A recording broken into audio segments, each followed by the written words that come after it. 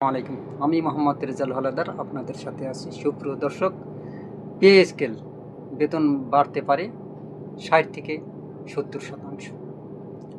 আসুন, দেশ রূপান্তর পত্রিকায় কি লিখেছে সেটা আপনাদের সাথে কিছুটা শেয়ার করি, পরে বিশ্লেষণ করব। নবম পে স্কেল বাস্তবায়ন নিয়ে গঠিত পে কমিশন সরকারি চাকরিজীবীদের মূল বেতন ১০০ থেকে ১৪০% বৃদ্ধির সুপারিশ করা হয়েছিল।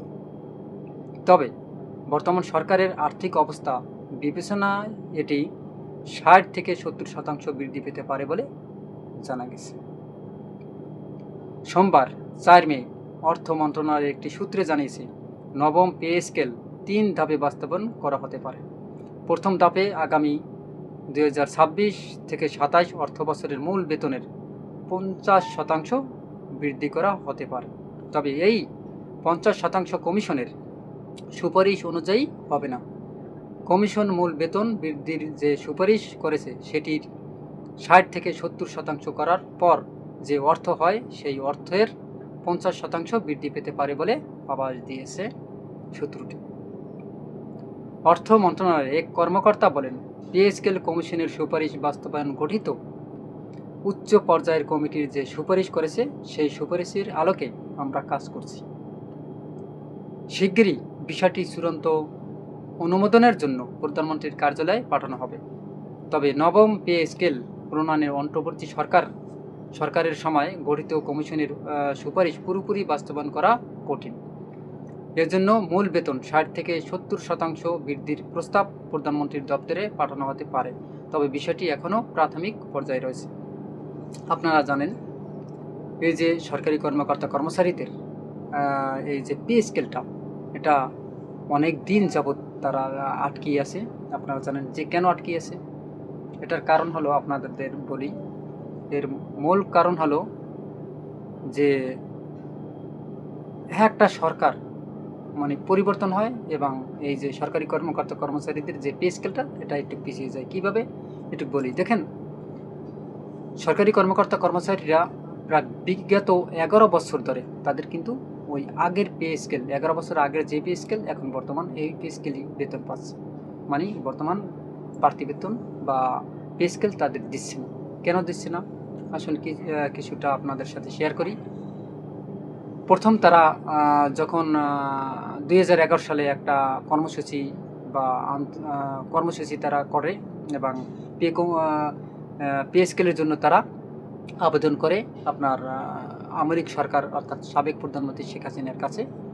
তখন আসলে তাদের যে কর্মসূচি, সেই কর্মসূচিগুলো একদম ভঙ্গ করে দেয়। যাই হোক, তারপর আসে আপনার যখন ছাত্র জনতার গণ অভ্যুত্থানে ২০২৪ সালে সাবেক প্রধানমন্ত্রী শেখ হাসিনার পতন হয়।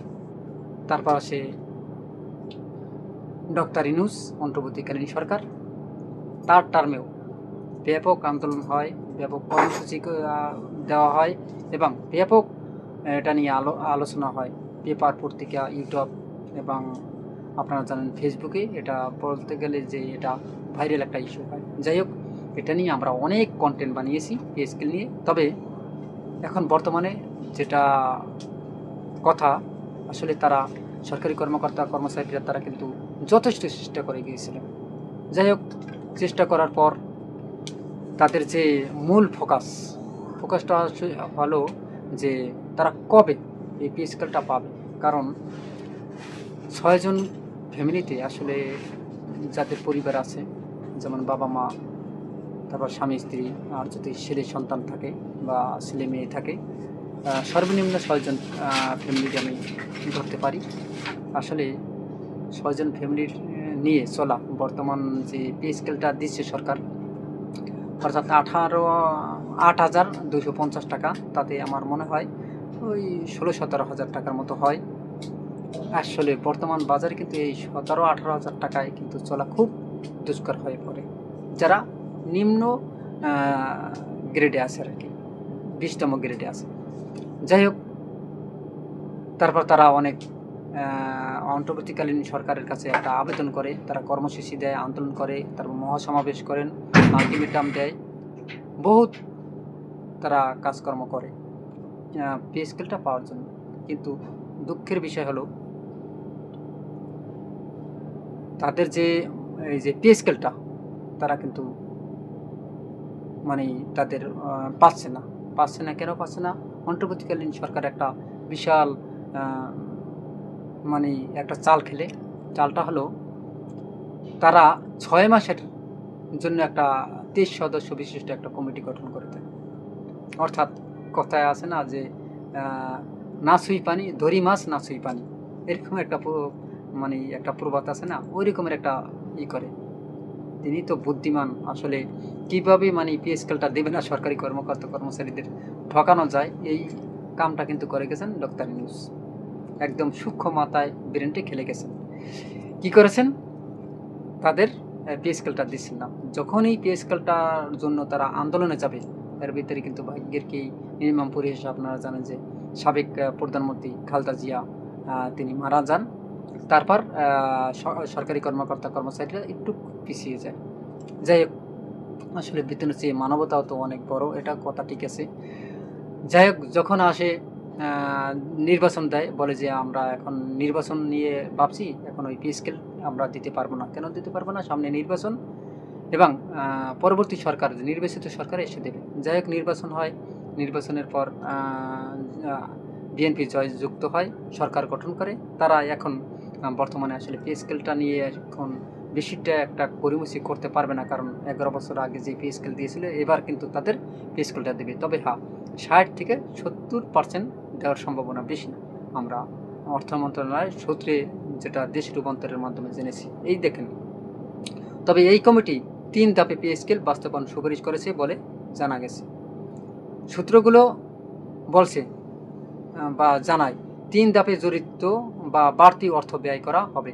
প্রথম বছরে মূল বেতনের 50% দিতে বাজেটের অত্যন্ত 35,000 কোটি টাকা বরাদ্দ করা হতে পারে। এবং এই ধাপে ধাপে যে বেতনগুলো মানে এরভাবে বাড়াবে 3 ধাপে, তা কিন্তু আপনারা জানেন যে অর্থ মন্ত্রণালয়ের এক কর্মকর্তা বলেছেন।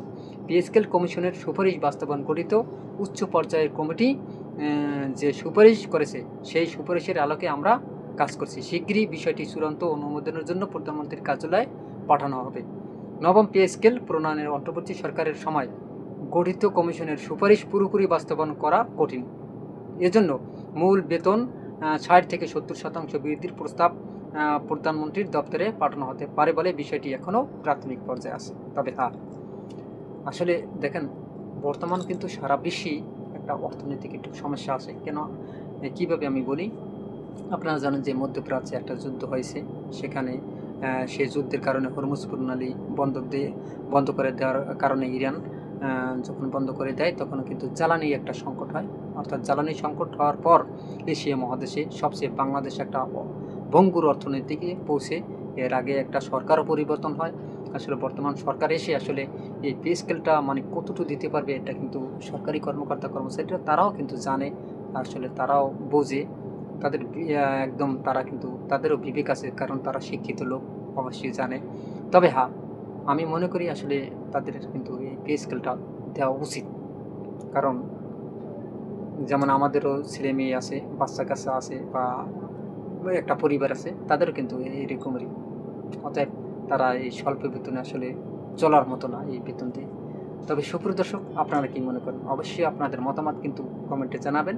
এরকম এরকমের ভিডিও পেতে RS বাংলা নিউজ 24-কে সাবস্ক্রাইব করবেন এবং বেল বাটন অন করবেন, এবং ভিডিওটি সবাইকে দেখার সুযোগ করে দিন, লাইক ও শেয়ার করে। আজ এ পর্যন্তই। আসসালামু আলাইকুম ওয়া রাহমাতুল্লাহি ওয়া বারাকাতুহু।